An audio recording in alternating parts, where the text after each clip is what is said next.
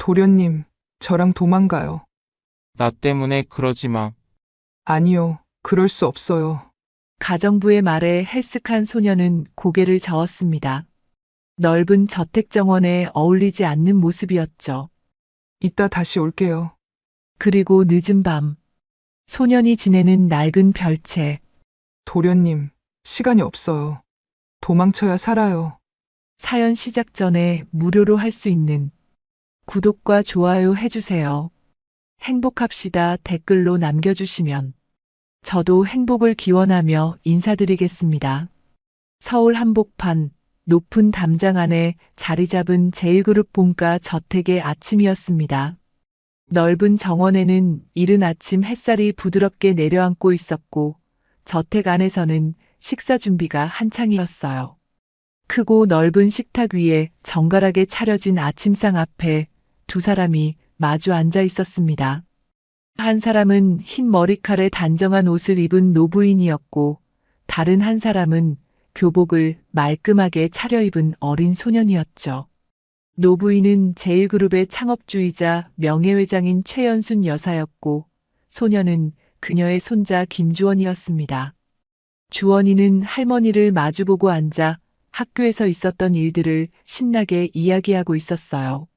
할머니, 어제 수학 시간에 선생님이 저한테 문제 풀어보라고 하셨는데요. 제가 다 맞췄어요. 최연순 명예회장은 손자의 얼굴을 바라보며 흐뭇하게 웃었습니다. 그래, 우리 주원이가 그렇게 잘했어? 역시 우리 손자야.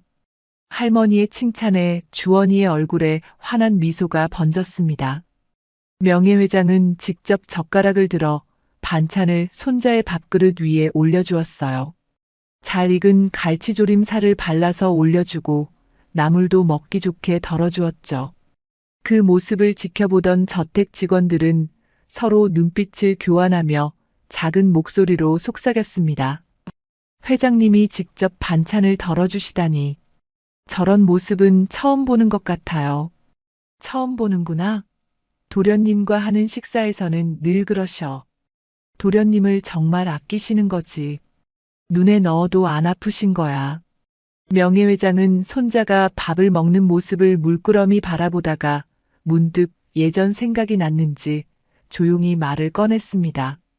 주원아, 내 엄마도 너처럼 밥을 참 잘 먹었어. 맛있게 먹는 모습이 꼭 닮았구나. 돌아가신 어머니 이야기가 나오자 주원이의 숟가락이 잠시 멈췄습니다.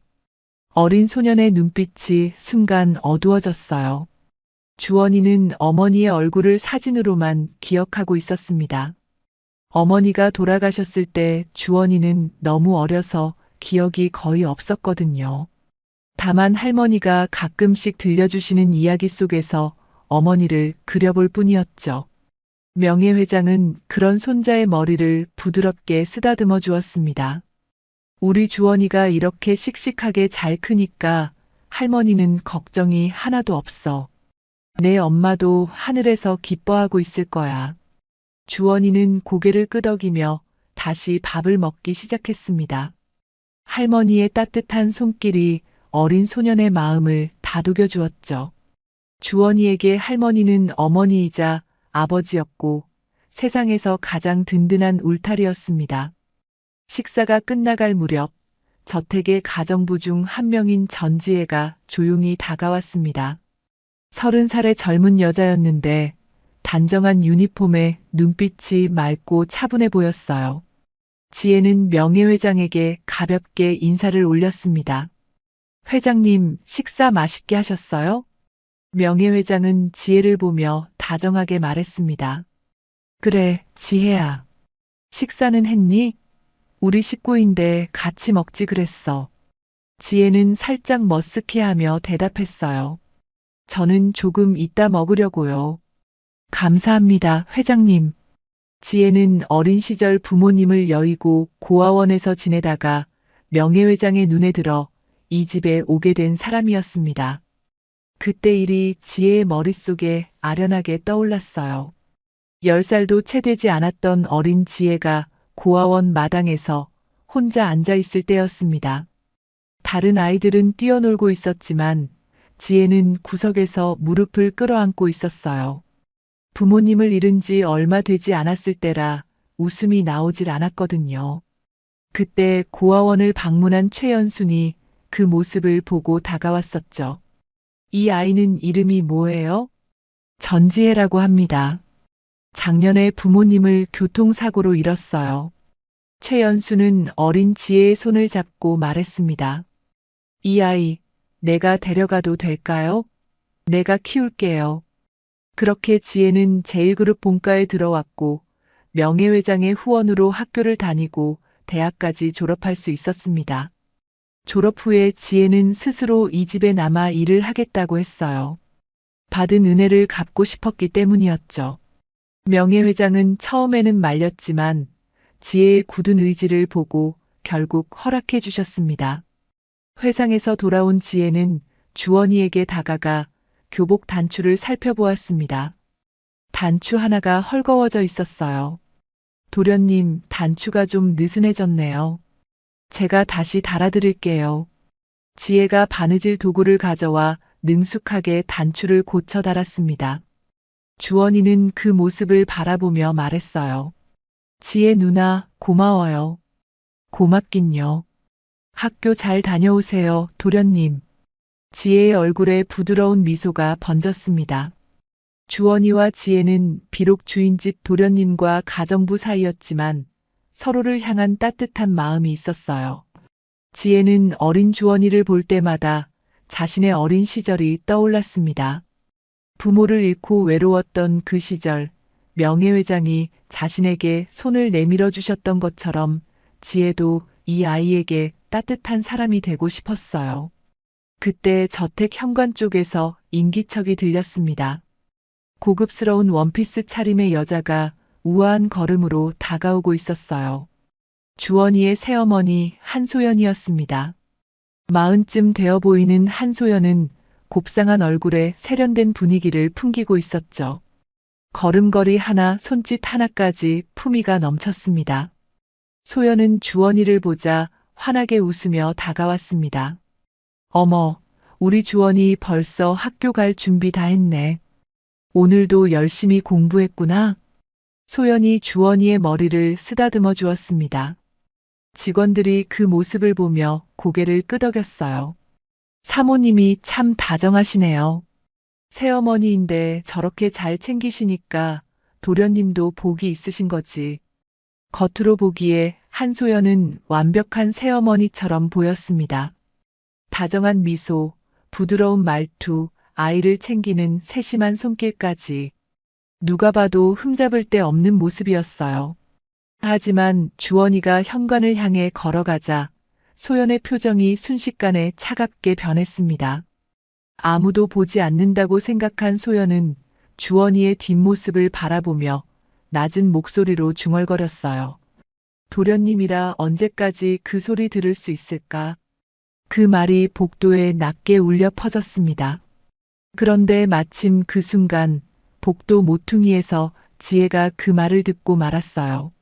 지혜는 걸음을 멈추고 숨을 죽였습니다. 심장이 덜컥 내려앉는 것 같았어요.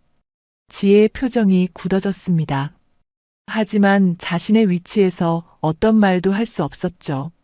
가정부가 안주인에게 무슨 말을 할 수 있겠습니까?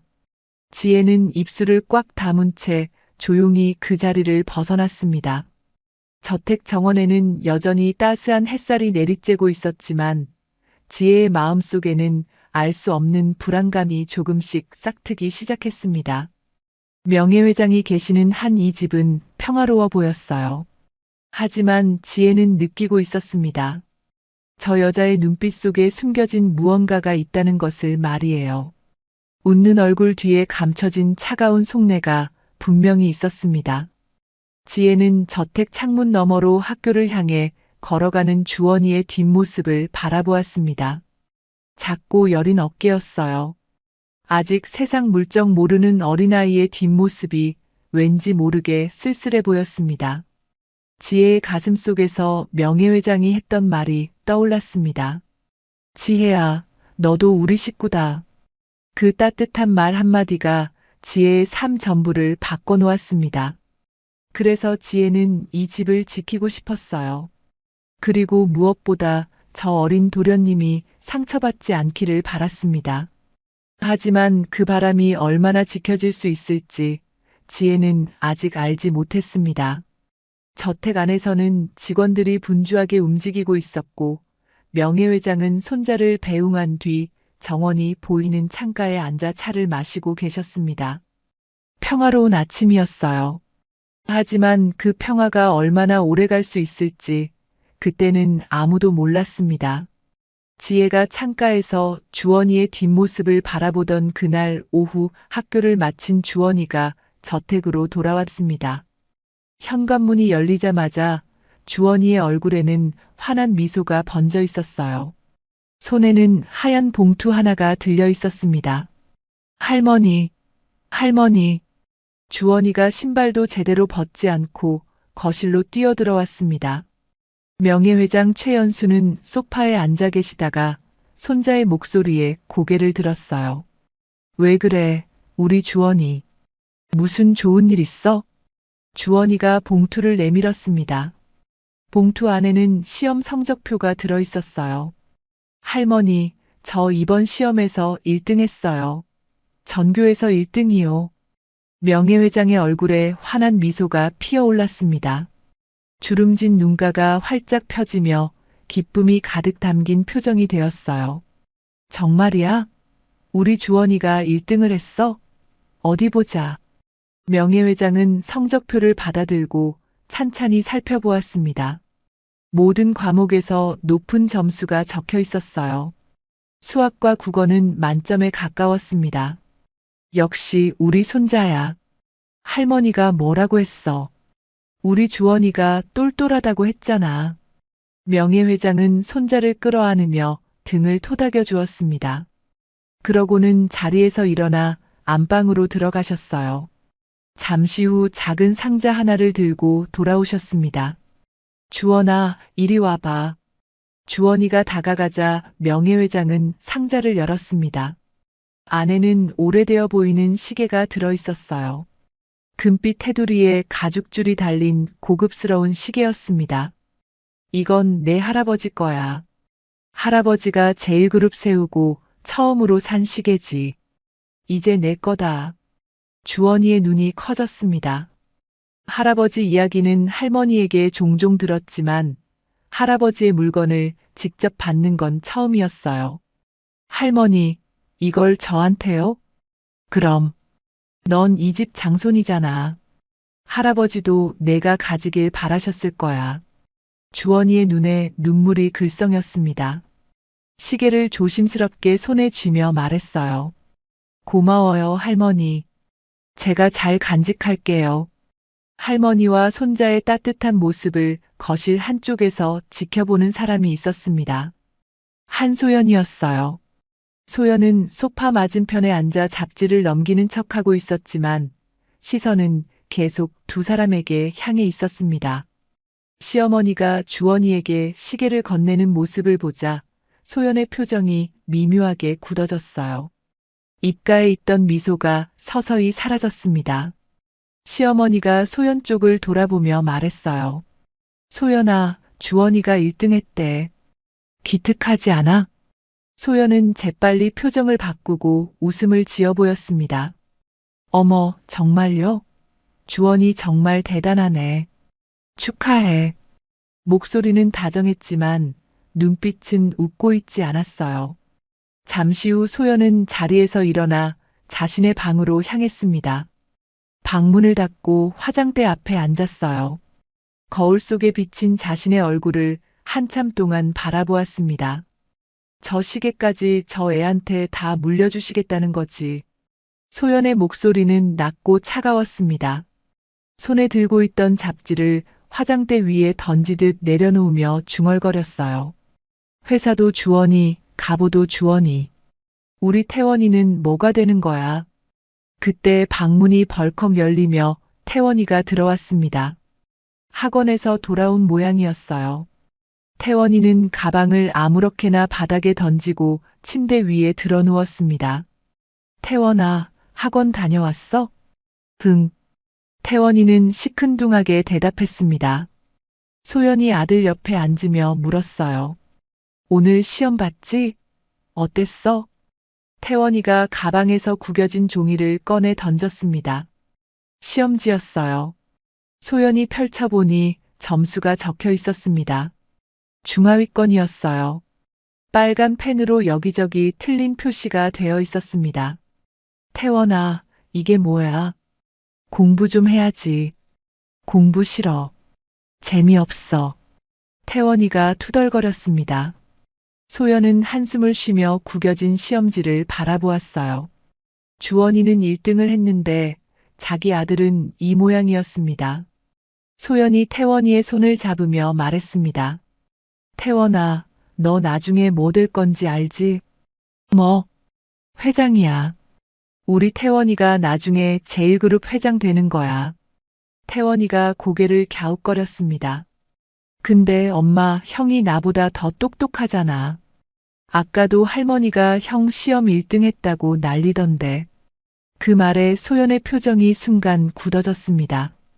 입술을 꽉 깨물며 아들을 바라보았어요. 가슴 한쪽이 서늘하게 식어가는 것 같았습니다. 자기 아들 입에서 형이 더 똑똑하다는 말을 듣다니요. 형이 똑똑하면 어째?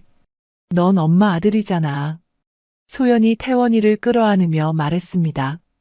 엄마가 다 해줄게.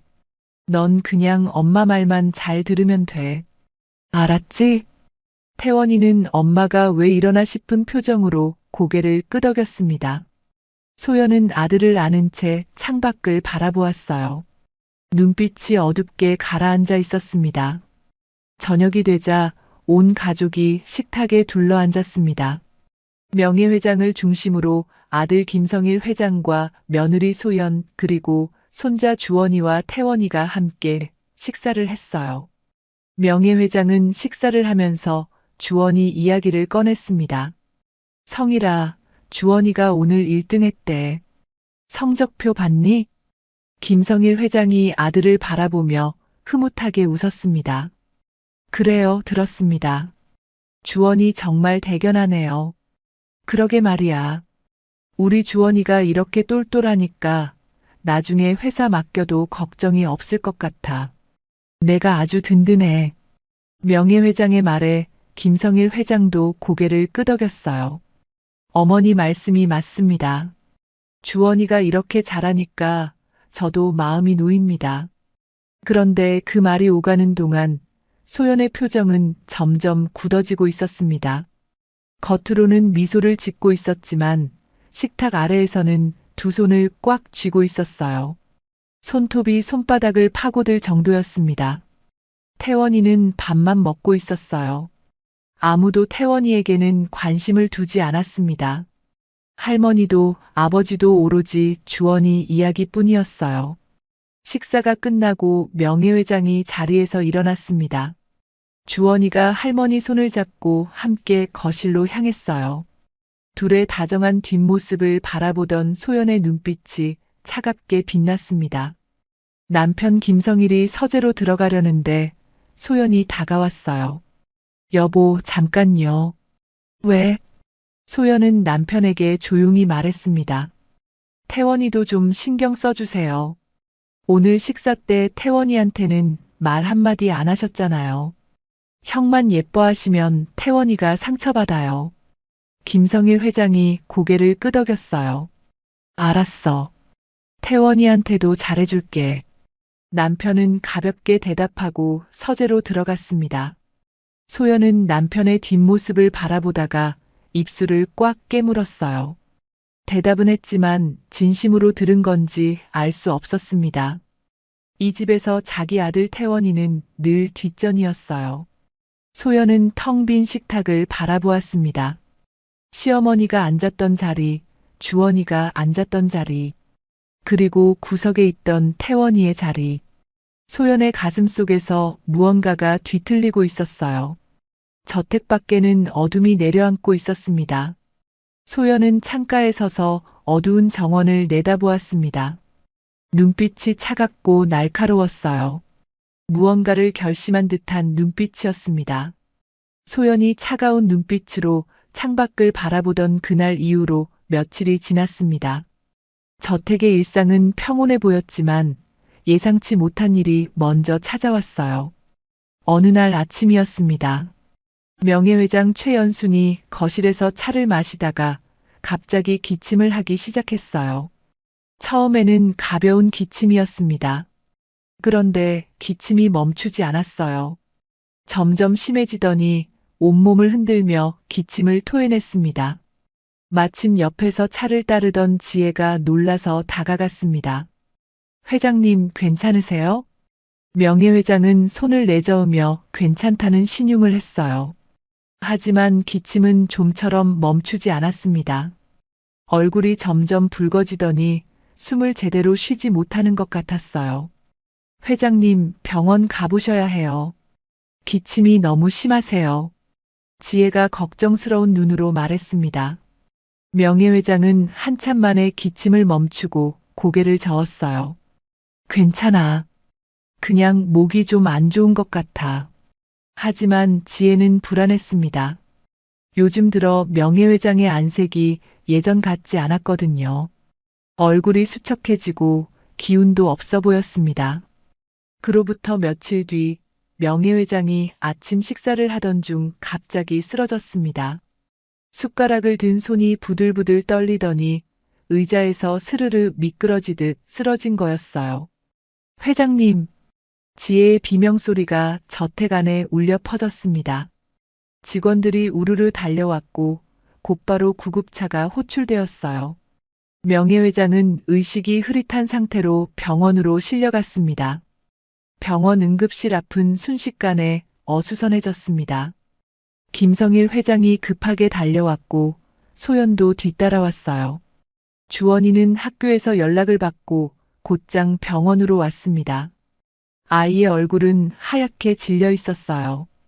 의사가 가족들을 조용한 면담실로 불렀습니다. 중년의 의사는 무거운 표정으로 입을 열었어요. 검사 결과가 나왔습니다. 안타깝지만 암이 상당히 진행된 상태입니다. 김성일 회장의 얼굴이 굳어졌습니다. 암이요? 어머니가 암이라고요? 네. 이미 다른 장기로 전이가 된 상태라서 수술이 어렵습니다. 솔직히 말씀드리면 시간이 많이 남지 않으셨습니다. 의사의 말에 김성일 회장은 아무 말도 하지 못했습니다. 옆에 서 있던 소연은 침착한 표정으로 의사의 말을 듣고 있었어요. 걱정스러운 얼굴을 하고는 있었지만 눈빛은 차분했습니다. 명예회장은 중환자실을 거쳐 일반 병실로 옮겨졌습니다. 넓은 1인실 병실에 하얀 침대가 놓여 있었고 창밖으로는 늦가을 하늘이 보였어요. 명예회장은 침대에 누운 채 눈을 감고 계셨습니다. 불과 며칠 사이에 얼굴이 많이 수척해져 있었어요. 주원이는 할머니 침대 옆에 바짝 붙어 앉았습니다. 작은 손으로 할머니의 마른 손을 꼭 잡고 있었어요. 눈에는 눈물이 그렁그렁 맺혀 있었지만 울음을 꾹 참고 있었습니다. 명예회장이 천천히 눈을 떴어요. 흐릿한 눈으로 손자의 얼굴을 바라보았습니다. 주원아, 왔어? 할머니, 저 여기 있어요. 할머니 손잡고 있을게요. 주원이의 목소리가 떨리고 있었습니다. 명예회장은 가느다란 미소를 지으며 손자의 손을 쓰다듬었어요. 울지 마라. 할머니는 괜찮아. 우리 주원이 씩씩하게 커야지. 네, 할머니. 저 안 울어요. 주원이는 고개를 끄덕이며 눈물을 닦았습니다. 하지만 눈물이 자꾸만 흘러내렸어요. 명예회장은 손자의 볼을 부드럽게 쓰다듬어 주었습니다. 병실 문 밖에서 소연이 그 모습을 지켜보고 있었습니다. 걱정스러운 표정을 짓고는 있었지만 눈빛은 딴 생각을 하고 있는 것 같았어요. 잠시 후 소연은 병원 복도로 나왔습니다. 주변에 아무도 없는 것을 확인한 뒤 휴대폰을 꺼내 전화를 걸었어요. 낮은 목소리로 말했습니다. 변호사님, 접니다. 명예회장님, 유언장 내용 확인할 수 있을까요? 전화기 너머로 무슨 말이 들렸는지 소연이 고개를 끄덕였어요. 네, 혹시 모르니까 미리 알아두려고요. 상속 관련 서류도 준비해 주세요. 통화를 마친 소연은 휴대폰을 가방에 넣었습니다. 입가에 희미한 미소가 스쳐 지나갔어요. 하지만 곧바로 표정을 바꾸고 걱정스러운 얼굴로 병실 안으로 들어갔습니다. 며칠이 지났습니다. 명예회장의 병세는 나아지지 않았어요. 오히려 조금씩 쇠약해져 가고 있었습니다. 가족들이 번갈아가며 병실을 지켰고 저택에서는 지혜가 명예회장이 드실 음식을 정성껏 준비해서 가져왔어요. 어느 늦은 밤이었습니다. 병실에는 명예회장 혼자만 계셨어요. 김성일 회장은 급한 회사 일로 자리를 비웠고 소연은 집에 돌아가 있었습니다. 주원이도 학교 때문에 집에 가 있었죠. 명예회장은 간호사를 불러 부탁을 했습니다. 저택에 전지혜라는 아이가 있어요. 그 아이 좀 불러줄 수 있을까요? 1시간쯤 뒤 지혜가 병실 문을 열고 들어왔습니다. 숨이 차 보였어요. 급하게 달려온 모양이었습니다. 회장님 부르셨어요? 어디 불편하세요? 명예회장은 가느다란 손을 들어 지혜를 가까이 오라고 했습니다. 지혜가 침대 옆에 다가가자 명예회장은 베개 밑에서 작은 열쇠 하나를 꺼냈어요. 지혜야, 이거 받아. 이게 뭐예요, 회장님? 은행 금고 열쇠야. 비밀번호는 여기 적어뒀어. 명예회장은 작은 쪽지도 함께 건넸습니다. 지혜는 영문을 몰라 어리둥절한 표정을 지었어요. 회장님, 이걸 왜 저한테? 지혜야. 명예회장의 목소리가 진지해졌습니다. 눈가에 눈물이 맺혀 있었어요. 내가 죽으면 우리 주원이는 혼자가 된다. 지혜가 놀라서 물었습니다. 회장님, 그게 무슨 말씀이세요? 주원 도련님한테는 아버님도 계시고 성일이는 회사 일로 바빠서 집안일에 신경 쓸 여유가 없어. 명예회장이 지혜의 손을 꼭 잡았습니다. 며느리가 주원이를 좋게 보지 않아. 내가 있을 때는 괜찮지만 내가 없으면 그 애를 지켜줄 사람이 없어. 지혜의 표정이 굳어졌습니다. 그날 복도에서 들었던 소연의 말이 떠올랐어요. 차갑게 내뱉었던 그 말. 도련님이라 언제까지 그 소리 들을 수 있을까? 지혜야, 저 아이 좀 지켜줘. 부탁이야. 명예회장의 눈에서 눈물이 흘러내렸습니다. 평생 강인하게 살아온 분이 이렇게 약한 모습을 보이시는 건 처음이었어요. 지혜의 눈에서도 눈물이 흘러내렸습니다. 명예회장의 손을 두 손으로 꼭 잡으며 대답했어요. 회장님, 제가 목숨 걸고 지킬게요. 도련님, 제가 꼭 지킬게요. 명예회장이 지혜의 손을 쓰다듬으며 물었습니다. 왜 그렇게까지 해주려고 해? 지혜가 눈물을 닦으며 말했어요. 제 목숨은 회장님이 주신 거니까요. 회장님이 안 계셨으면 전 고아원에서 어떻게 됐을지 몰라요. 그 은혜 절대 못 잊어요. 명예회장은 지혜의 얼굴을 바라보며 가느다란 미소를 지었습니다. 지혜야, 고맙다. 너라면 믿을 수 있어. 창밖으로 달빛이 쏟아져 들어오고 있었어요. 병실 안은 고요했습니다. 두 사람은 말없이 서로의 손을 잡은 채 한참을 그렇게 있었습니다. 지혜는 품 안에 열쇠를 깊이 넣었습니다. 차가운 금속의 감촉이 느껴졌어요. 이것은 단순한 열쇠가 아니었습니다. 명예회장이 지혜에게 맡긴 약속이었고 도련님인 주원의 미래였습니다. 지혜가 열쇠를 품에 넣고 병실을 나선 지 일주일이 지났습니다. 그리고 그날 새벽 명예회장 최연순이 세상을 떠났어요. 동이 트기 전 이른 시각이었습니다. 병실 창문으로 희미한 여명이 들어오고 있을 때 명예회장은 조용히 눈을 감으셨어요. 마지막 순간까지 손자 주원이의 이름을 부르셨다고 했습니다. 간호사가 그 이야기를 전해주었을 때 지혜는 한참 동안 아무 말도 하지 못했어요. 제1그룹 본가 저택은 순식간에 장례 분위기에 휩싸였습니다. 넓은 마당에는 하얀 조화들이 줄지어 세워졌고 검은 옷을 입은 사람들이 쉴 새 없이 드나들었어요. 저택 곳곳에는 국화 향기가 가득했습니다. 웃음소리는 사라지고 무거운 침묵만이 집안을 감싸고 있었죠. 영정 사진 앞에는 주원이가 무릎을 꿇고 앉아 있었습니다. 사진 속 할머니는 따뜻하게 웃고 계셨어요. 평소에 주원이를 바라보시던 그 눈빛 그대로였습니다. 주원이는 영정 사진을 올려다보며 입술을 꽉 깨물고 있었어요. 눈물이 볼을 타고 흘러내렸지만 소리내어 울지 않으려고 애쓰고 있었습니다. 하지만 더 이상 참을 수가 없었어요. 어깨가 들썩이기 시작했고 결국 울음이 터져 나왔습니다. 할머니, 저 이제 어떻게 해요, 할머니? 주원이의 울음소리가 장례식장에 울려 퍼졌습니다. 조문을 온 사람들이 안타까운 눈으로 그 모습을 바라보았어요. 멀찍이 떨어진 곳에서 지혜가 그 모습을 지켜보고 있었습니다. 지혜의 눈에도 눈물이 흘러내리고 있었어요. 손수건으로 눈물을 닦으며 주원이를 바라보았습니다.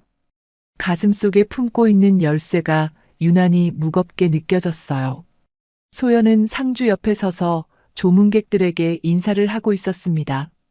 검은 한복을 단정하게 차려입은 모습이 품이 있어 보였어요. 눈가에는 눈물 자국이 있었고 손에는 하얀 손수건을 들고 있었습니다. 어머님이 이렇게 갑자기 가시다니 정말 믿기지가 않네요. 소연은 조문객들에게 슬픔에 잠긴 목소리로 말했습니다. 눈물을 글썽이는 모습이 누가 봐도 효심 깊은 며느리처럼 보였어요. 하지만 조문객이 돌아서면 소연의 표정은 금세 차분하게 가라앉았습니다.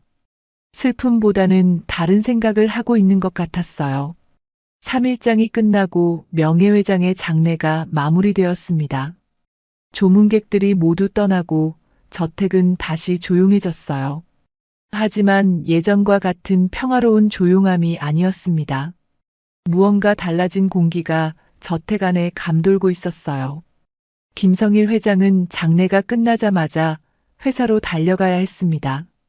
명예회장이 돌아가신 후 회사 주가가 흔들리고 있었고 이사회에서는 긴급 회의가 열렸거든요. 장례 기간 동안 밀린 일들이 산더미처럼 쌓여 있었습니다. 그날부터 김성일 회장은 집에 늦게 들어오는 날이 많아졌어요. 아침 일찍 나가서 밤늦게야 돌아왔습니다. 주원이는 아버지를 기다리며 거실 소파에 앉아 있다가 그대로 잠들곤 했어요. 지혜가 그런 주원이에게 담요를 덮어주며 안타까운 표정을 지었습니다. 며칠 후 김성일 회장이 출장을 가게 되었습니다. 현관에서 가방을 들고 나서는 남편에게 소연이 다가왔어요. 여보, 조심히 다녀오세요. 주원이 잘 부탁해. 김성일 회장이 주원이에게 말했습니다. 주원아, 아빠 일주일만 다녀올게. 엄마 말씀 잘 듣고 있어. 주원이는 아버지를 바라보며 불안한 표정을 지었어요. 무언가 말하고 싶은 것 같았지만 입이 떨어지지 않았습니다. 네, 아빠. 다녀오세요. 주원이는 애써 웃음을 지어 보이며 아버지를 배웅했습니다. 아버지의 차가 대문을 빠져나가는 것을 끝까지 지켜보았어요. 차가 사라지자 주원이의 어깨가 축 처졌습니다. 아버지가 떠난 그날 오후 소연은 저택 직원들을 거실로 불러 모았습니다. 가정부, 운전기사, 경비원, 정원사까지 모든 직원들이 거실에 줄지어 섰어요. 지혜도 그 사이에 서 있었습니다. 소연은 소파에 앉아 직원들을 둘러보았습니다.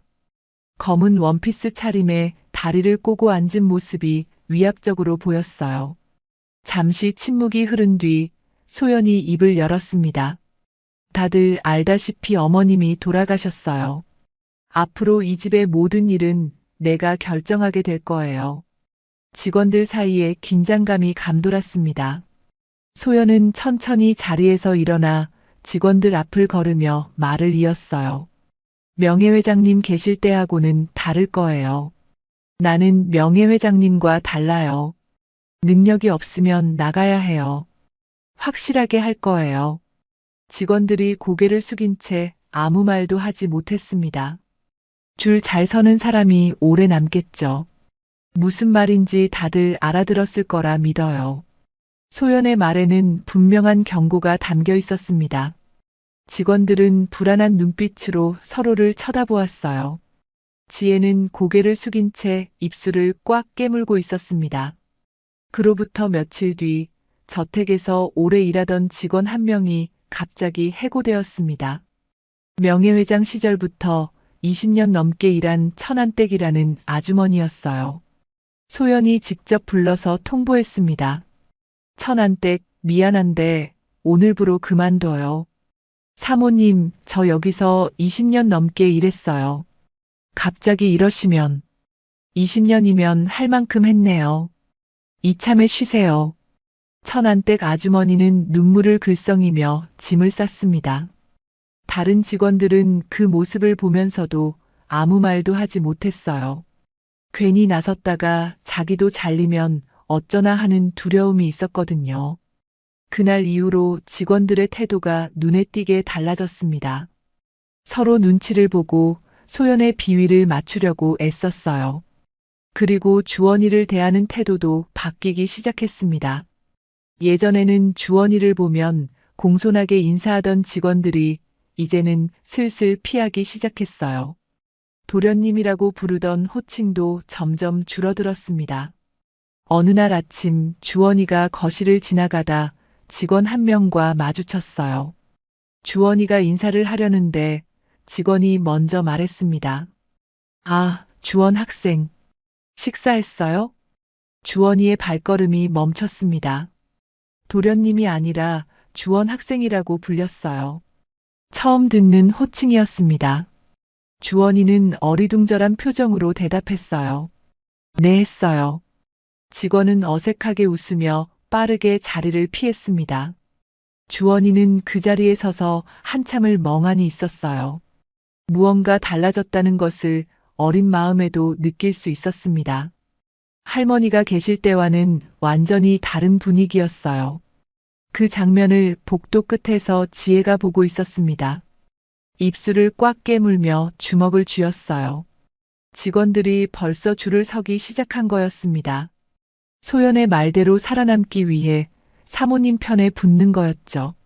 저녁이 되어도 김성일 회장은 돌아오지 않았습니다. 출장 중이었으니까요. 주원이는 텅 빈 거실에 앉아 창밖을 바라보고 있었어요. 예전에는 할머니와 함께 앉아 이야기를 나누던 자리였습니다. 지금은 아무도 없었어요. 지혜는 주원이의 방 앞을 지나가다 멈춰 섰습니다.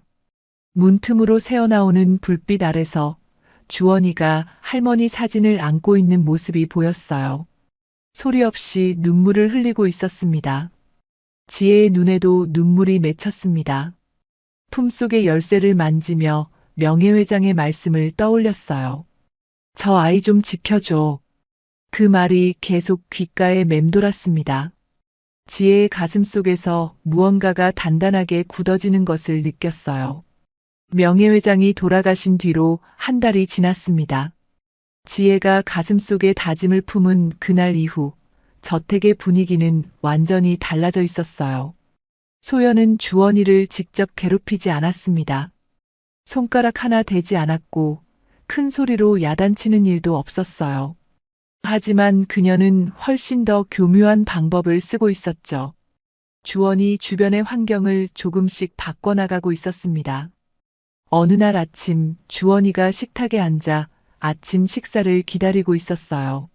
소연과 태원이는 이미 식사를 시작했습니다. 그런데 주원이 앞에는 밥이 나오지 않았어요. 주원이는 가만히 기다렸습니다. 5분이 지나고 10분이 지났어요. 저기요, 제 밥은요? 주원이가 조심스럽게 물었습니다. 직원이 어색하게 웃으며 대답했어요.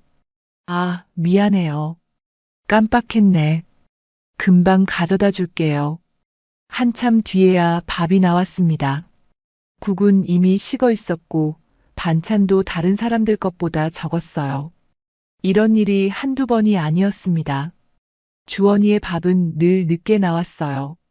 방 청소도 제대로 되지 않았습니다. 다른 방들은 매일 깨끗이 치워졌지만 주원이 방에는 먼지가 쌓여갔어요. 빨래도 다른 사람들 것보다 늦게 돌아왔습니다. 소연이 직원들에게 직접 지시한 거였어요. 대놓고 말하지는 않았지만 직원들은 눈치를 채고 있었습니다. 지혜는 그 모습을 보고 가만히 있을 수가 없었어요. 다른 직원들 몰래 주원이 방을 청소했습니다. 먼지를 닦고 이불을 정리하고 책상 위도 깨끗이 치웠어요. 어느 날 학교에서 돌아온 주원이가 깨끗해진 방을 보고 물었습니다. 누나가 청소한 거예요? 지혜가 웃으며 고개를 저었어요. 그냥 지나가다가 한 거야. 신경 쓰지 마. 주원이는 고개를 끄덕였지만 눈빛에는 고마움이 담겨 있었습니다. 이 집에서 자신을 챙겨주는 사람은 이제 지혜뿐이라는 걸 주원이도 알고 있었어요. 학교에서도 이상한 일이 벌어지기 시작했습니다.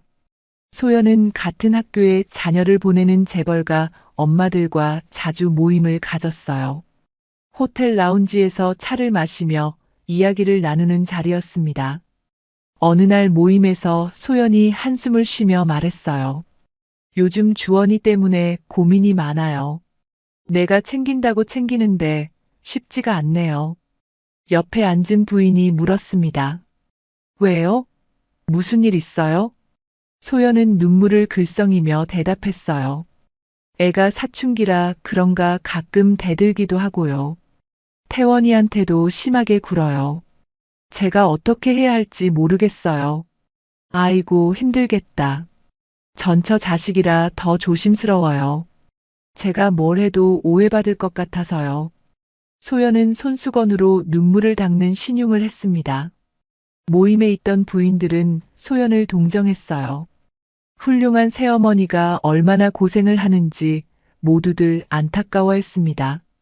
그 이야기는 삽시간에 퍼져나갔어요. 엄마들은 집에 돌아가 아이들에게 말했습니다. 주원이하고 너무 가깝게 지내지 마라. 아이들 사이에서 소문이 돌기 시작했어요. 제가 동생 때린다며? 성격이 좀 폭력적이래.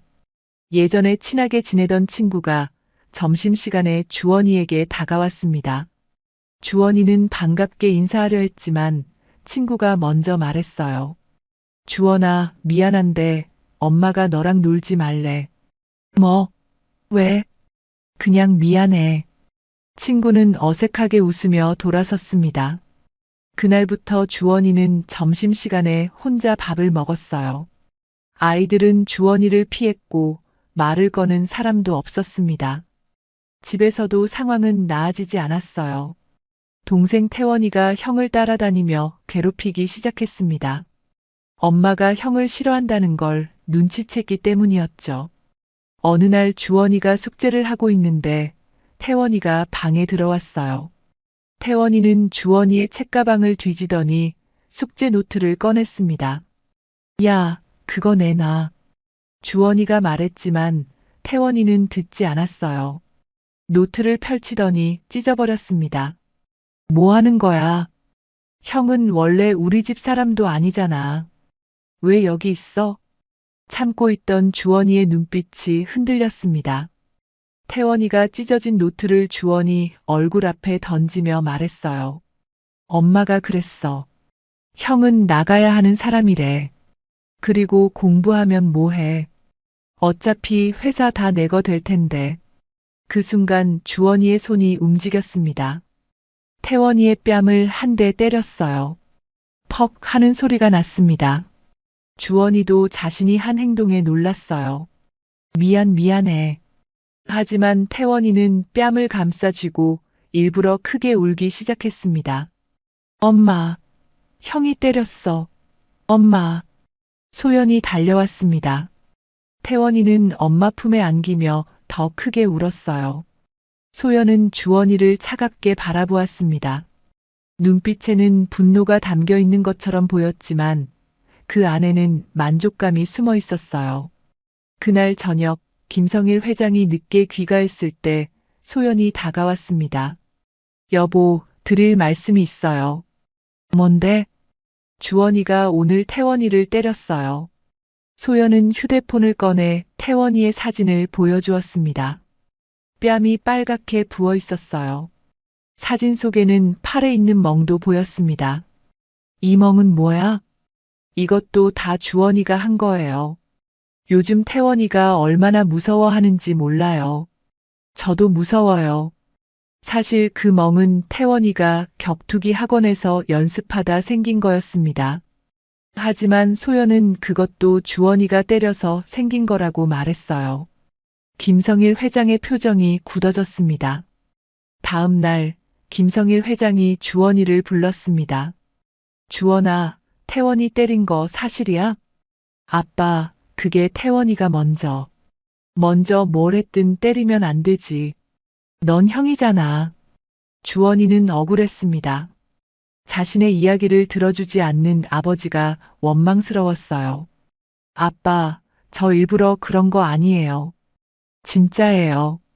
믿어주세요. 김성일 회장은 한숨을 쉬며 말했습니다.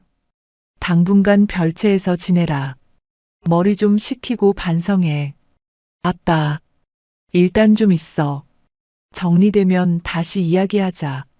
주원이의 눈에서 희망이 사라지는 것이 보였습니다. 아버지마저 자신을 믿어주지 않는다는 사실이 너무나 아팠어요. 주원이는 고개를 숙인 채 짐을 쌌습니다. 옷 몇 벌과 책, 그리고 할머니가 주신 시계. 그게 전부였어요. 별채로 향하는 주원이의 뒷모습을 지혜가 멀리서 지켜보고 있었습니다. 작고 여린 어깨가 축 처져 있었어요. 지혜의 눈에 눈물이 맺혔습니다. 주원이가 별채 문을 열고 들어가는 순간 뒤를 돌아보았습니다. 저택의 불빛이 멀리서 보였어요. 할머니와 함께 살던 그 집이 이제는 너무나 멀게 느껴졌습니다. 별채는 저택 뒤편 구석에 있는 작은 건물이었습니다. 주원이가 멀리서 바라보던 저택의 불빛은 이제 손이 닿지 않는 곳이 되어버렸어요. 별채는 예전에 정원 도구를 보관하던 창고였습니다. 방 하나에 작은 화장실이 딸려 있는 구조였는데 오랫동안 사람이 살지 않아서 습기가 차 있었어요.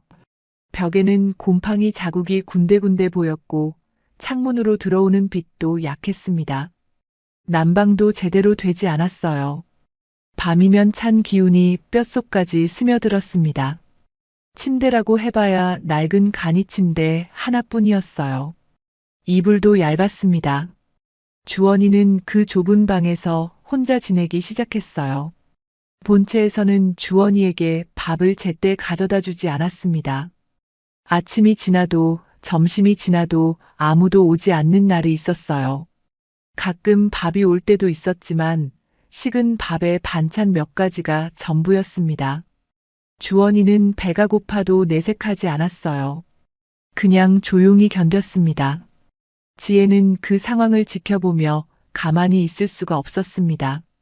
어느 날 저녁 지혜는 주방에서 몰래 밥을 챙겼어요. 따끈한 밥에 국, 그리고 반찬 몇 가지를 도시락통에 담았습니다. 다른 직원들이 보지 않는 틈을 타서 별채로 향했어요. 별채 문을 조심스럽게 두드렸습니다. 도련님, 저예요. 지혜예요. 안에서 발소리가 들리더니 문이 열렸습니다. 주원이가 서 있었어요.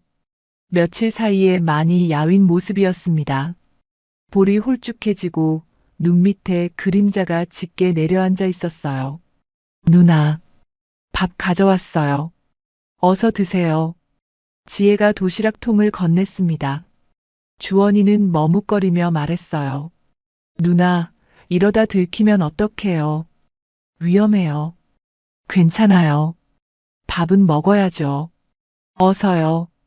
주원이는 도시락통을 받아들었습니다. 뚜껑을 열자 따뜻한 김이 올라왔어요.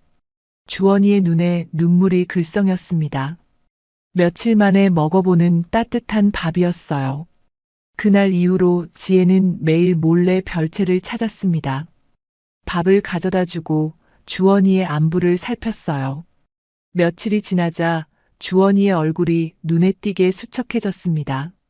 어느 날 밤 지혜가 별채에 갔을 때 주원이가 기침을 하고 있었어요. 감기에 걸린 거였습니다. 도련님, 열이 있네요. 지혜가 주원이의 이마에 손을 대보았습니다. 뜨거웠어요. 지혜는 다음 날 몰래 약국에 가서 감기약을 사왔습니다. 약을 주원이에게 먹이며 지혜의 마음이 무너져 내렸어요. 불과 몇 달 전까지만 해도 명예회장과 함께 넓은 식탁에서 밥을 먹던 아이였는데 이제는 이렇게 숨어서 밥을 먹고 아파도 제대로 돌봐주는 사람이 없었습니다. 그날 밤 지혜는 자신의 방으로 돌아와 책상 위에 놓인 명예회장 사진을 바라보았습니다. 사진 속 명예회장은 따뜻하게 웃고 계셨어요. 지혜는 사진을 들고 혼잣말했습니다. 회장님, 저 어떡하면 좋아요? 도련님이 저러다 쫓겨날 것 같아요. 대답은 없었습니다. 하지만 명예회장의 마지막 말씀이 귓가에 울렸어요. 지혜야, 저 아이 좀 지켜줘. 지혜는 사진을 내려놓으며 입술을 깨물었습니다. 며칠 뒤 지혜가 별채에 들어가는 모습을 누군가 보았습니다. 직원 중 한 명이었어요. 그 직원은 다음 날 아침 곧바로 소연에게 보고했습니다. 사모님, 지혜 씨가 별채에 몰래 드나들어요. 밥 같은 거 가져다 주는 것 같던데요. 소연의 눈빛이 차갑게 빛났습니다. 그래요? 고마워요, 알려줘서. 그날 오후 지혜는 응접실로 불려갔습니다. 응접실에는 소연이 소파에 앉아 있었고 주변에는 저택 직원 대여섯 명이 서 있었어요. 지혜가 들어서자 모든 시선이 그녀에게 쏠렸습니다. 소연은 다리를 꼬고 앉아 지혜를 바라보았습니다. 얼굴에는 부드러운 미소가 떠올라 있었지만 눈빛은 차가웠어요. 지혜 씨, 이리 와봐요. 지혜가 조심스럽게 다가갔습니다. 심장이 두근거렸어요. 지혜 씨가 이 집에서 일한 지 얼마나 됐죠? 고등학교 졸업 후부터입니다. 그럼 한 10년 넘었네. 오래됐네요. 소연은 고개를 끄덕이며 말을 이었습니다. 그런데 지혜 씨, 요즘 별채에 자주 간다면서요? 지혜의 얼굴이 굳어졌습니다. 하지만 침착하게 대답했어요. 네, 도련님 식사를 누군가는 챙겨야. 도련님? 소연이 말을 끊었습니다. 코웃음을 치며 말했어요. 아직도 도련님이라고 불러요? 참 충성스럽네. 직원들 사이에서 웃음소리가 났습니다. 지혜는 고개를 숙인 채 아무 말도 하지 못했어요. 소연이 자리에서 일어나 지혜에게 천천히 다가왔습니다. 지혜의 앞에 서서 얼굴을 들여다보며 말했어요. 지혜 씨, 내가 궁금한 게 있어요. 혹시 저 애가 우리 남편하고 지혜 씨 사이에서 난 애예요? 네. 지혜가 놀라서 고개를 들었습니다. 그럴 리 없습니다. 주원 도련님은 돌아가신 전 사모님이 낳으신. 알아요, 알아. 농담이에요. 소연이 손을 내저었습니다. 하지만 다음 말은 농담이 아니었어요. 근데 왜 이렇게 신경 써요? 누가 보면 지혜 씨 애인 줄 오해하겠어. 가정부가 주인집 아들한테 밥을 몰래 가져다 주고 매일 찾아가고. 좀 이상하지 않아요? 직원들이 킥킥거렸습니다. 지혜의 얼굴이 빨갛게 달아올랐어요. 수치심이 온몸을 휘감았습니다. 하지만 아무 말도 할 수 없었어요. 소연이 지혜의 어깨를 가볍게 두드리며 말했습니다. 앞으로 별채 출입 금지예요. 알겠죠? 한 번 더 걸리면 그날로 짐 싸요. 네. 지혜는 고개를 숙인 채 대답했습니다. 목소리가 떨리고 있었어요. 소연은 만족스러운 표정으로 자리를 떠났습니다. 직원들도 하나둘 흩어졌어요. 응접실에 혼자 남은 지혜는 한참 동안 그 자리에 서 있었습니다. 눈물이 볼을 타고 흘러내렸어요. 그날 밤이었습니다. 지혜는 정원으로 나왔어요. 멀리 별채에 희미한 불빛이 보였습니다. 주원이가 저 안에서 혼자 있을 거라는 생각에 가슴이 찢어지는 것 같았어요. 지혜는 품속에서 열쇠를 꺼냈습니다. 명예회장이 주신 그 열쇠였어요. 손바닥 위에 올려놓고 한참을 바라보았습니다. 차가운 바람이 불어왔습니다. 지혜의 머릿속에 명예회장의 목소리가 울렸어요. 지혜야, 저 아이 좀 지켜줘. 눈물이 흘러내렸습니다. 지혜는 열쇠를 꽉 쥐며 중얼거렸어요. 회장님, 지금이 그 약속을 지킬 때인가 봐요. 지혜는 별채의 불빛을 바라보며 결심했습니다. 더 이상 가만히 있을 수 없었어요. 이 집에서 주원이를 지키는 건 불가능했습니다. 다른 방법을 찾아야 했어요. 지혜는 열쇠를 품속 깊이 넣으며 혼잣말했습니다. 회장님, 제가 도련님 지킬게요. 저택은 고요했습니다. 하지만 지혜의 마음속에서는 폭풍이 일고 있었어요. 무언가 큰 결심을 한 사람의 눈빛이었습니다. 그날 밤 결심을 한 뒤로 지혜는 며칠 동안 조용히 준비를 시작했습니다. 별채의 희미한 불빛을 바라보며 다짐했던 그 마음을 행동으로 옮겨야 했어요. 낮에는 평소처럼 일을 했습니다. 아무 일도 없는 척 했어요. 하지만 틈틈이 짐을 쌌습니다. 자신의 옷 몇 벌, 주원이에게 필요한 것들, 그리고 꼭 필요한 물건들만 작은 가방에 담았어요. 눈에 띄지 않게 조금씩 준비했습니다. 살 곳도 알아보았어요. 점심시간에 몰래 저택을 빠져나가 부동산을 찾아다녔습니다.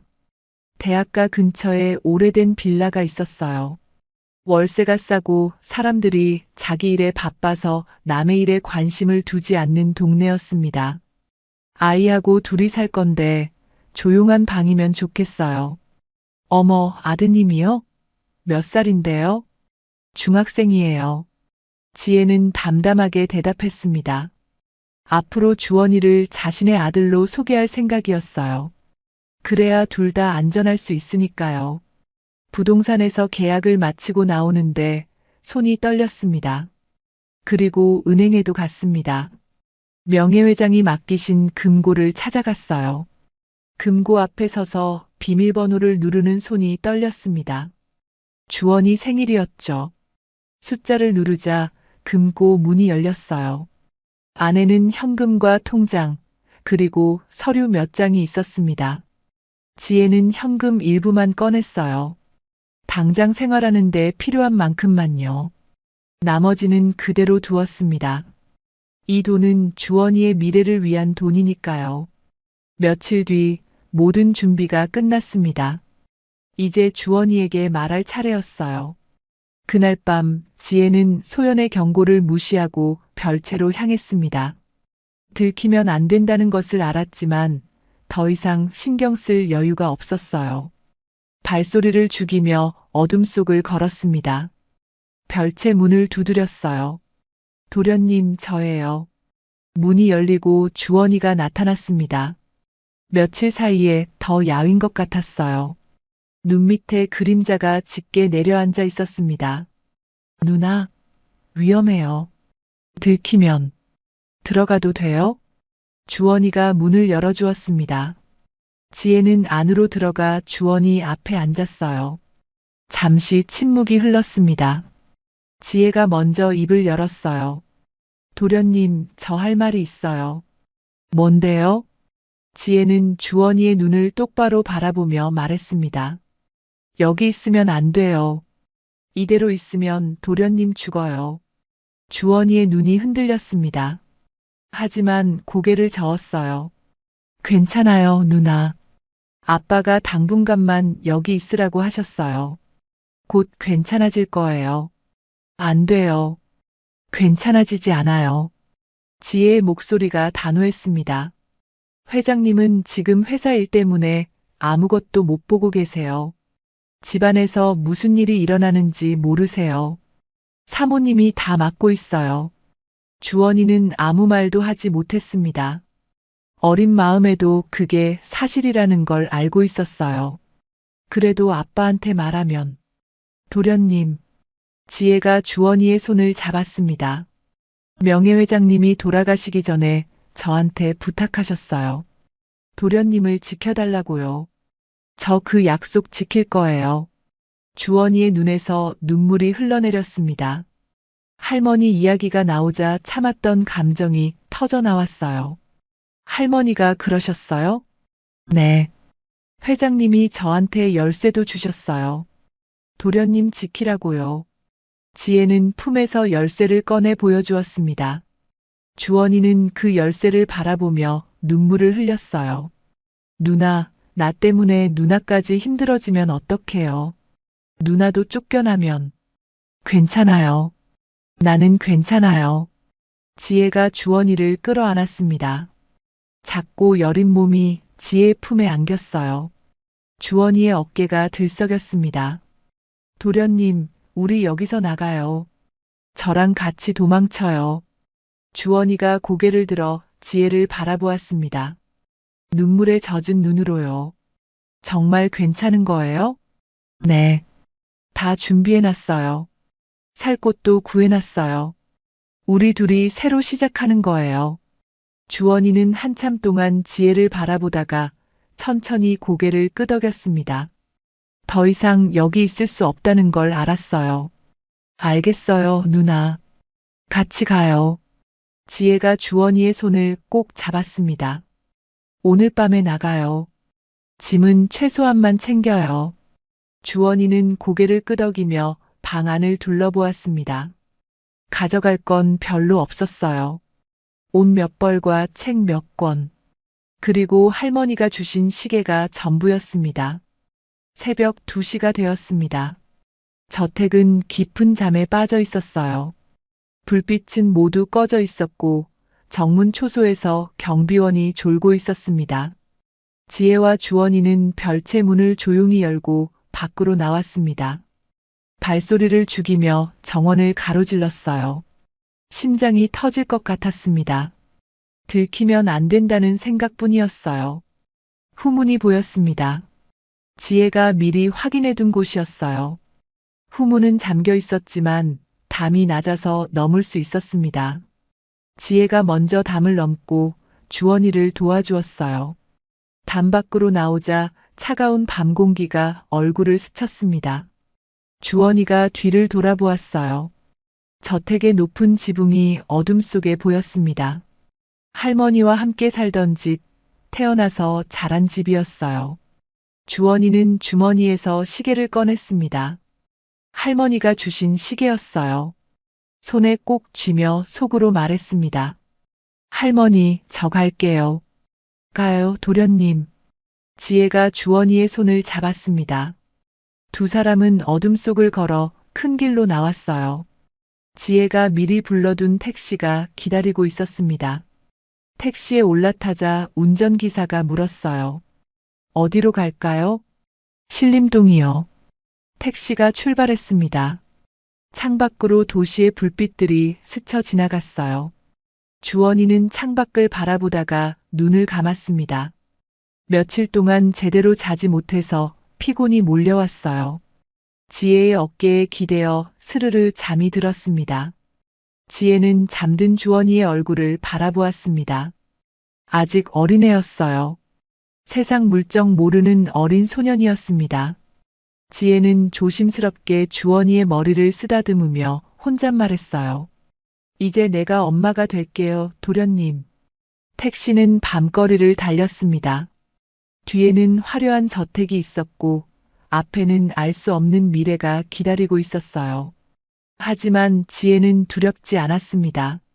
명예회장과의 약속을 지킬 수 있으니까요. 1시간쯤 지나 택시가 멈췄습니다. 낡은 빌라 앞이었어요. 오래된 건물이었지만 창문으로 들어오는 가로등 불빛이 따뜻해 보였습니다. 지혜가 주원이를 조용히 깨웠어요. 도련님, 도착했어요. 우리 집이에요. 주원이가 눈을 떴습니다. 창밖의 낯선 풍경을 바라보았어요. 작고 낡은 빌라였지만 왠지 마음이 편해지는 것 같았습니다. 두 사람은 택시에서 내려 빌라 계단을 올라갔어요. 지혜가 열쇠로 문을 열었습니다. 작은 방이었지만 깨끗하게 정리되어 있었어요. 여기서 새로 시작하는 거예요. 우리 둘이. 주원이가 방 안을 둘러보았습니다. 좁았지만 따뜻했어요. 창문으로 새벽빛이 희미하게 들어오고 있었습니다. 새로운 삶이 시작되고 있었습니다. 빌라에서의 첫 아침이 밝았습니다. 창문으로 따스한 햇살이 들어왔어요. 좁고 낡은 방이었지만 별채의 어둡고 습한 공간과는 비교할 수 없을 만큼 따뜻했습니다. 주원이가 눈을 떠서 창문 밖을 바라보았어요. 평범한 동네 풍경이 보였습니다. 큰 저택도 없고 넓은 정원도 없었지만 마음이 편안했어요. 여기 따뜻하네요. 주원이가 조용히 말했습니다. 지혜가 부엌에서 간단한 아침을 준비하다가 그 말을 듣고 미소 지었어요. 아침을 먹은 뒤 지혜가 주원이 앞에 앉았습니다. 할 이야기가 있었어요. 도련님, 이제부터 중요한 얘기 할게요. 네. 이제부터 전 도련님을 주원이라고 부를 거예요. 그리고 도련님은 저를 엄마라고 불러야 해요. 주원이가 눈을 크게 떴습니다. 엄마라고요? 네. 저는 20살의 아들을 낳은 미혼모예요. 그 아들은 도련님이고요. 앞으로 그렇게 살 거예요.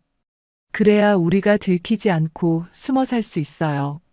주원이는 잠시 생각하다가 고개를 끄덕였습니다. 지혜의 말이 맞았어요. 제1그룹 사람들이 찾아오면 안 되니까요. 알겠어요. 엄마. 처음으로 엄마라고 부르는 주원이의 목소리가 어색했습니다. 지혜도 어색하게 웃었어요. 하지만 그렇게 두 사람의 새로운 삶이 시작되었습니다.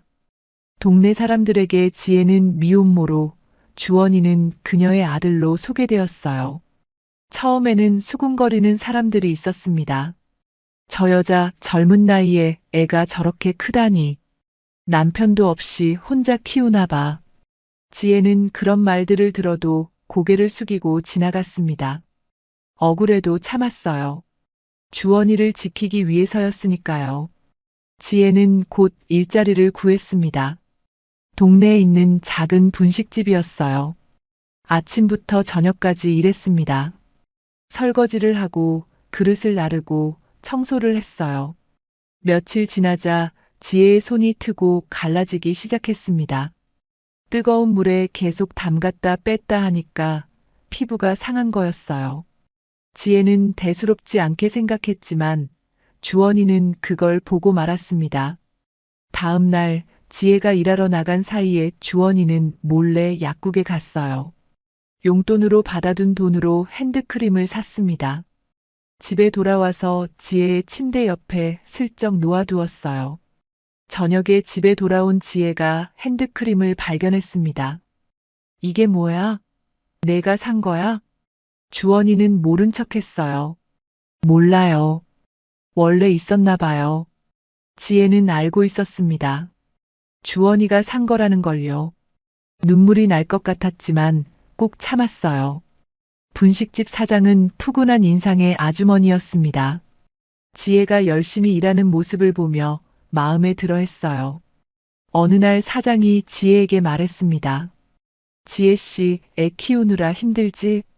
밥은 여기서 먹어. 반찬 남으면 애 먹을 것도 좀 챙겨가고. 작은 인정이었지만 지혜에게는 큰 위로였습니다. 눈물이 글썽였어요. 감사합니다. 정말 감사합니다. 뭘 그런 걸 가지고. 열심히 사는 사람은 도와줘야지. 주원이는 학교를 그만두고 검정고시를 준비했습니다. 학교에 다니면 신원이 드러날 수 있으니까요. 낮에는 도서관에서 공부하고 밤에는 집에서 책을 폈어요. 어느 날 밤 지혜가 일을 마치고 돌아왔을 때 주원이는 아직도 책상 앞에 앉아 있었습니다. 시계를 보니 밤 11시가 넘었어요.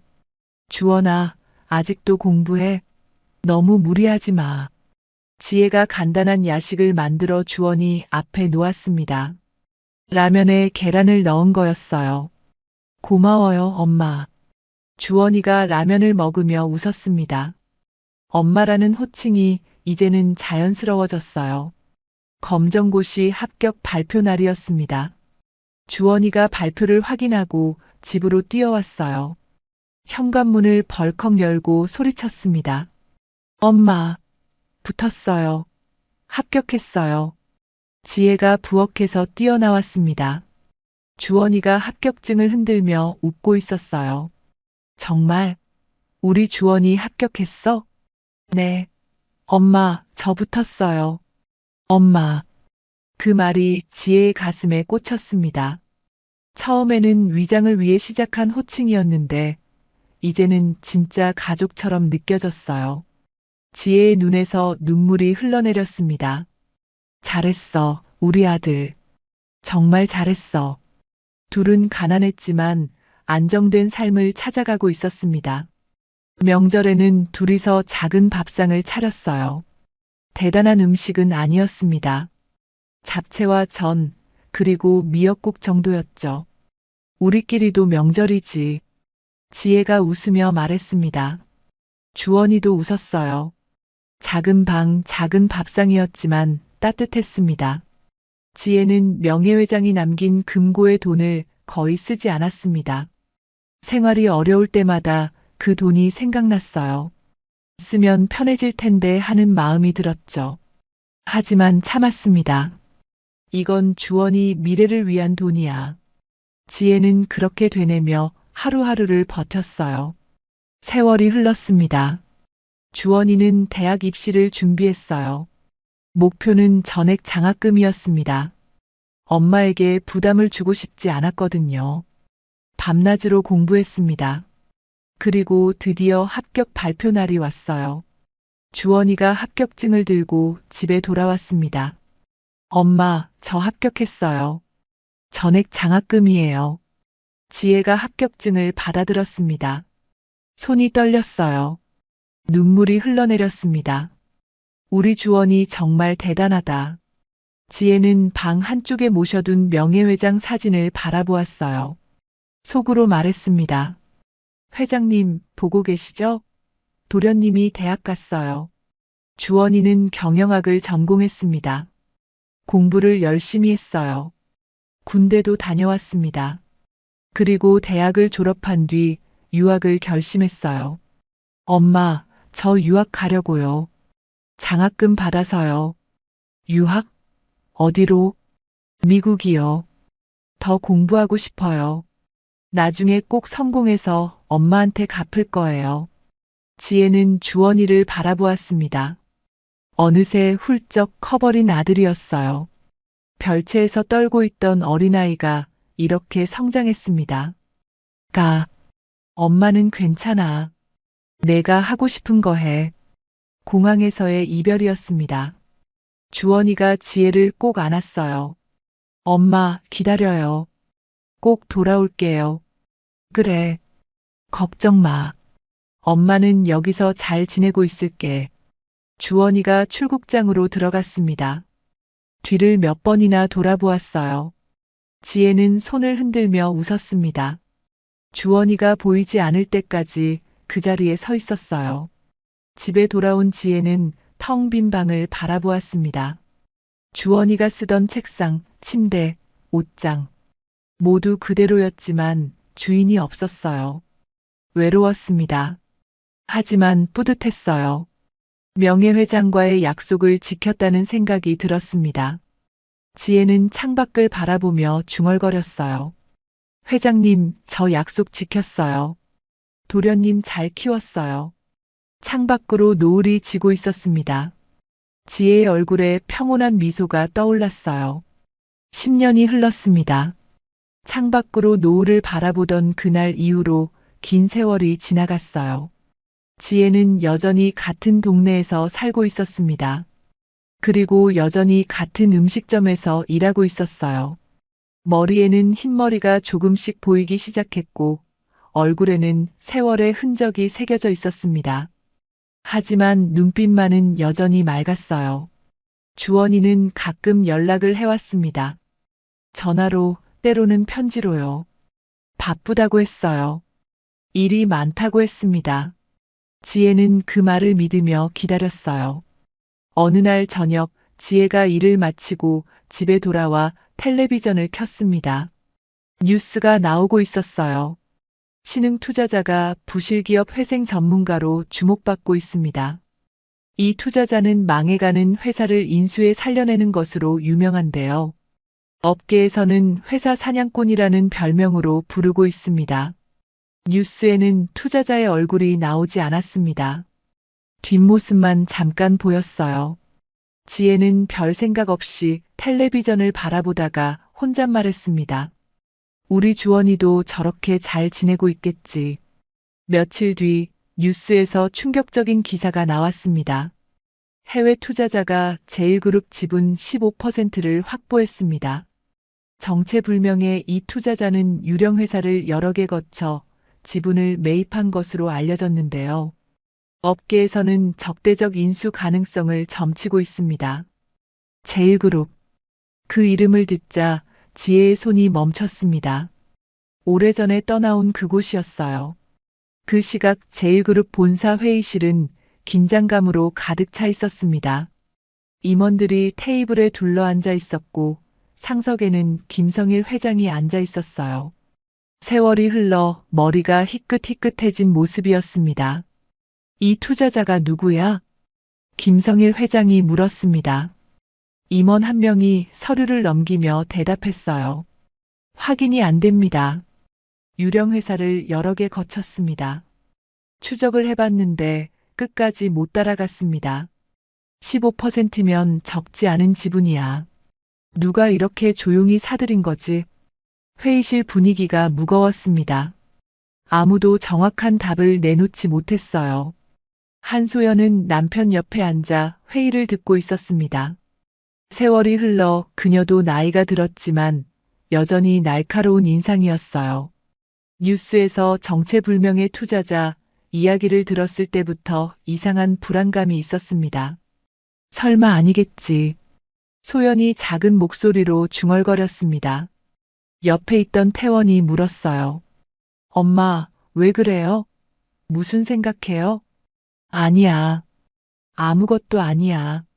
소연은 고개를 저었지만 얼굴빛이 좋지 않았습니다. 같은 시각, 지혜의 집 앞에 배달원이 왔습니다.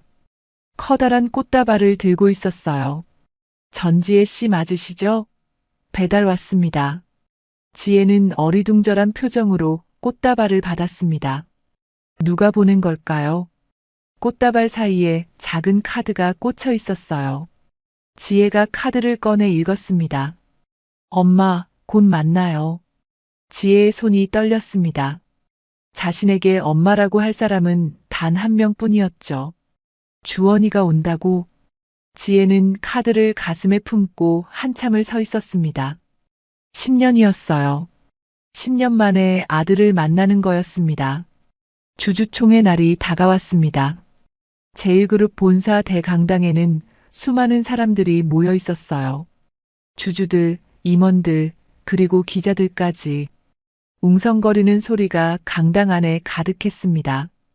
정체불명의 투자자가 온다던데. 누구래요? 얼굴 본 사람 있어요? 아무도 몰라요. 오늘 처음 나타난대요. 김성일 회장이 단상에 앉아 있었습니다. 옆에는 소연과 태원이 함께 있었어요. 소연의 표정이 굳어 있었습니다. 알 수 없는 불안감이 계속 마음을 짓눌렀어요. 총회가 시작되려는 순간 강당 뒷문이 열렸습니다. 한 남자가 걸어 들어왔어요. 검은 정장을 입은 젊은 남자였습니다. 당당한 걸음걸이로 통로를 걸어왔어요. 기자들이 웅성거렸습니다. 저 사람이 누구야? 투자자인가? 카메라가 그에게 향했습니다. 하지만 남자는 신경 쓰지 않고 앞으로 걸어갔어요. 소연이 그 뒷모습을 보았습니다. 순간 얼굴이 하얗게 질렸어요. 어딘가 익숙한 모습이었습니다. 저 걸음걸이, 저 어깨. 설마. 남자가 단상 앞에 섰습니다. 마이크를 잡았어요. 강당이 조용해졌습니다. 안녕하십니까? 김주원입니다. 남자의 목소리가 강당에 울려 퍼졌습니다. 김주원이라는 이름에 김성일 회장이 고개를 바로 들었어요. 남자가 천천히 돌아섰습니다. 정면을 바라보았어요. 강당이 얼어붙었습니다. 김성일 회장의 얼굴에 충격이 스쳤어요. 주원이, 소연의 얼굴이 창백해졌습니다. 숨이 막히는 것 같았어요. 옆에 있던 태원이 어리둥절한 표정으로 물었습니다. 주원, 그게 누구야? 카메라 플래시가 터지기 시작했습니다. 기자들이 술렁였어요. 김주원이라고요? 제1그룹 김주원? 실종된 회장님 아들 아닌가요? 주원이 마이크를 다시 잡았습니다. 정면을 똑바로 바라보며 말했어요. 명예회장 최연순의 손자 김주원입니다. 강당 안이 소란해졌습니다. 기자들이 앞으로 몰려왔어요. 카메라 플래시가 쉴 새 없이 터졌습니다. 주원은 아버지를 바라보았습니다. 20여 년 전과 달라진 아버지의 모습이 눈에 들어왔어요. 흰머리가 늘고 주름이 깊어진 얼굴이었습니다. 그리고 소연을 바라보았습니다. 소연은 얼굴이 하얗게 질린 채 의자에 굳어 있었어요. 눈빛이 마주쳤습니다. 주원은 차갑게 바라보았습니다. 이 자리에 오기까지 오래 걸렸습니다. 주원이 조용히 말했습니다. 그 한마디가 강당 안에 무겁게 울려 퍼졌어요. 김성일 회장이 자리에서 일어섰습니다. 믿을 수 없다는 표정이었어요. 입술이 떨렸습니다. 주원아, 내가 정말 살아있었어? 주원은 대답 대신 아버지를 똑바로 바라보았습니다.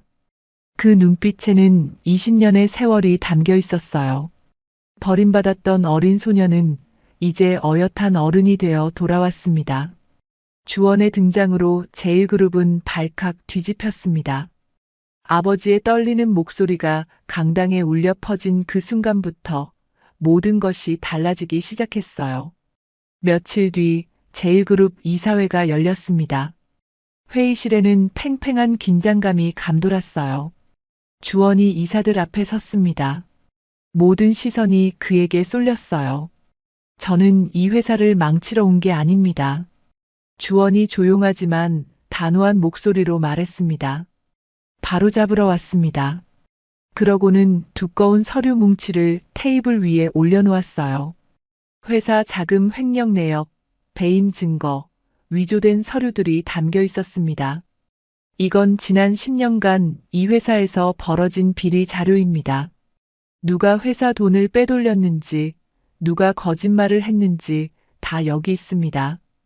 이사들이 서류를 들여다보았습니다. 얼굴들이 하나둘 굳어갔어요. 서류에 적힌 이름은 한소연이었습니다. 소연이 자리에서 벌떡 일어났습니다. 이건 조작이에요.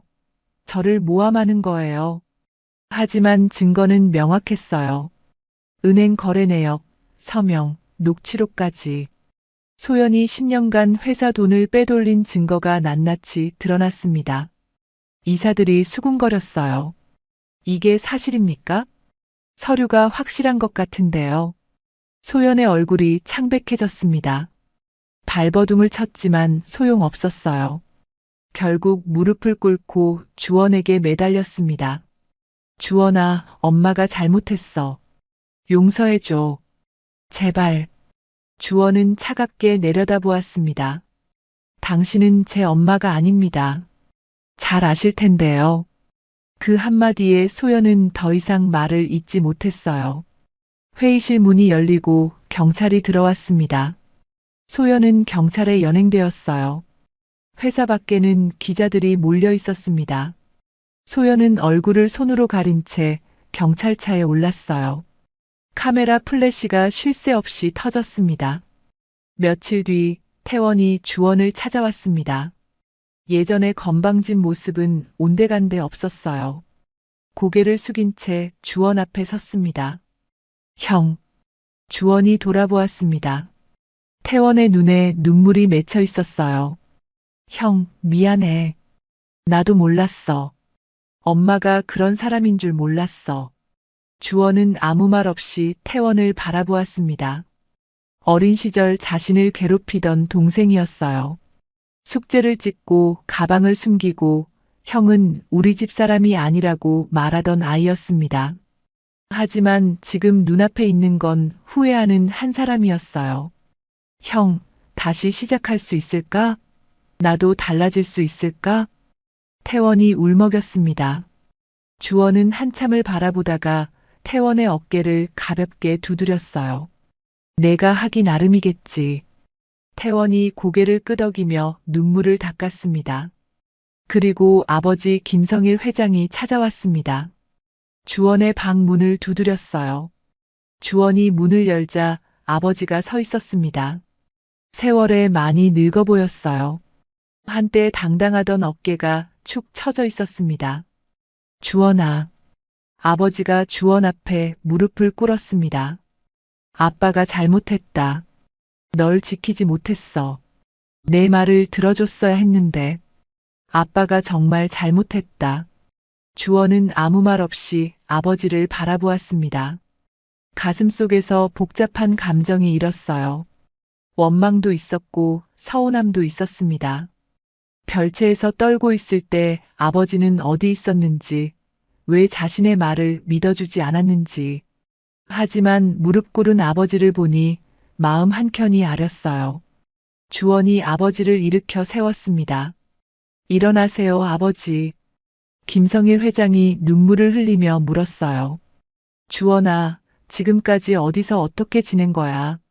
그 가정부랑 도망갔다고만 들었는데. 실종된 줄로만 알았어. 실종이요? 그러고 보니 기자 중에서도 실종된 아들이라고 말을 한 사람도 있었습니다. 백방으로 널 찾으려 해도 찾을 수가 없다고 내 엄마가. 아, 한소연 여사님이요. 김성일 회장은 그제야 뭔가로 머리를 얻어맞은 듯 했습니다. 그동안 주원을 찾을 수 없었던 이유를 바로 이해했기 때문이었죠. 저는 살려고 도망쳤습니다. 별채에서 계속 있으면 정말 죽을 것 같았거든요. 주원아, 내가 그때 분명 잠시라고. 네. 그러셨죠. 거기에서 제가 어떻게 지내는지도 모르고요. 그래서 그 가정부랑 도망간 게냐? 네. 그분이 저를 구해주셨고 키워주셨어요. 제 어머니가 되어서요. 김성일 회장의 얼굴에 충격이 스쳤습니다. 가정부가 널 키웠다고? 네. 할머니가 그분한테 부탁하셨대요. 저를 지켜달라고요. 그분은 그 약속을 지켰어요.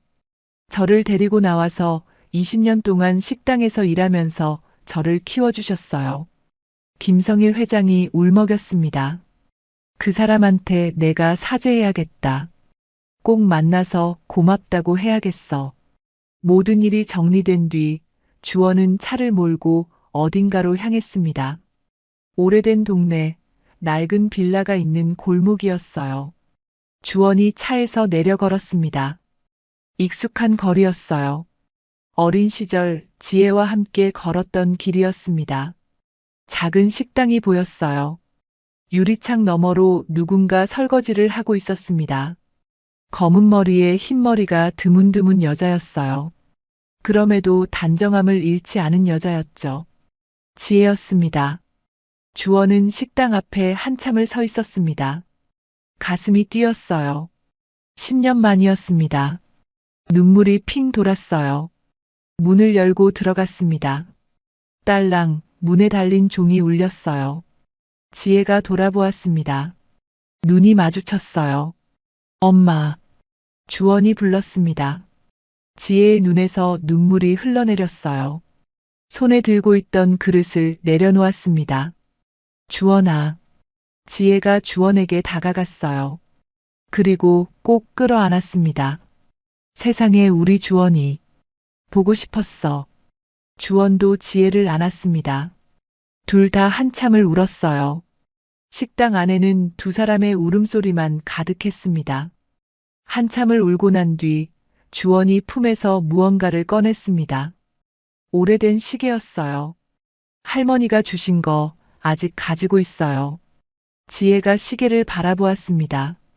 명예회장이 주원에게 주셨던 바로 그 시계였어요.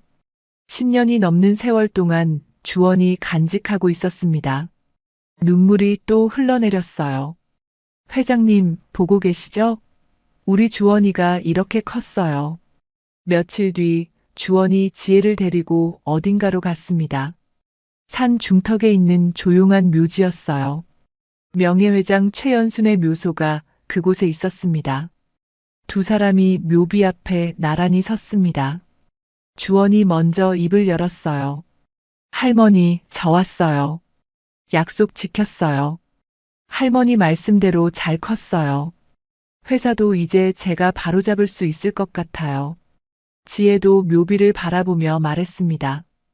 회장님, 저도 약속 지켰습니다. 도련님 잘 키웠어요. 이제 편히 쉬세요. 바람이 불어왔습니다. 나뭇잎이 살랑거렸어요. 마치 명예회장이 대답하는 것 같았습니다. 주원이 지혜의 손을 잡았습니다. 엄마, 고마워요. 엄마가 없었으면 저 없었어요. 지혜가 주원을 바라보며 웃었어요. 고맙긴. 내가 내 아들인걸. 버림받았던 도련님과 그를 지켜준 가정부는 그렇게 진짜 가족이 되었습니다. 묘비 위로 따스한 햇살이 내려앉았어요. 두 사람은 한참 동안 나란히 서서 묘비를 바라보았습니다. 명예회장이 심어준 은혜의 씨앗은 이렇게 열매를 맺었습니다. 무엇보다 사람 사이의 신의가 중요하다는 것을 알려준 이번 사연. 어떻게 들으셨나요? 오늘도 함께 해주셔서 고맙습니다. 건강하고 행복하세요.